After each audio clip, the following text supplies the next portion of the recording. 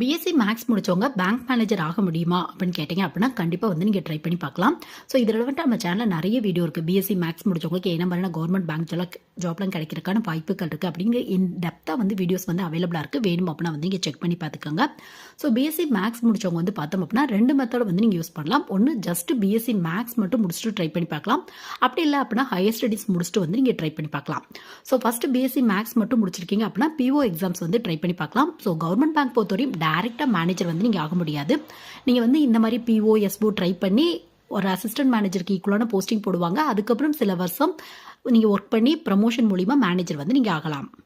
So PO exam BSc maths மட்டும் முடிச்சவங்க try பண்ணலாம். எனி டிகிரி முடிச்சவங்க ட்ரை பண்ணி பார்க்கலாம். இல்லை நீங்கள் செகண்ட் மெத்தட் யூஸ் பண்ணுறீங்க அப்படின்னா அதுக்கு வந்து நீங்கள் வந்து ஹையர் ஸ்டடீஸ் பண்ணுற மாதிரி இருக்கும். ஸோ எம்பிஏ எடுத்தீங்க அப்படின்னா அதுக்கு தகுந்த மாதிரி HR officer, marketing officer, treasury manager இந்த மாதிரியான போஸ்டிங் போடுவாங்க. இது எல்லாமே எஸ்ஓக்கு கீழே வரும். இல்லை கம்ப்யூட்டர் ரிலவெண்ட்டான பிஜி முடிச்சிங்க அப்படின்னா ஐடி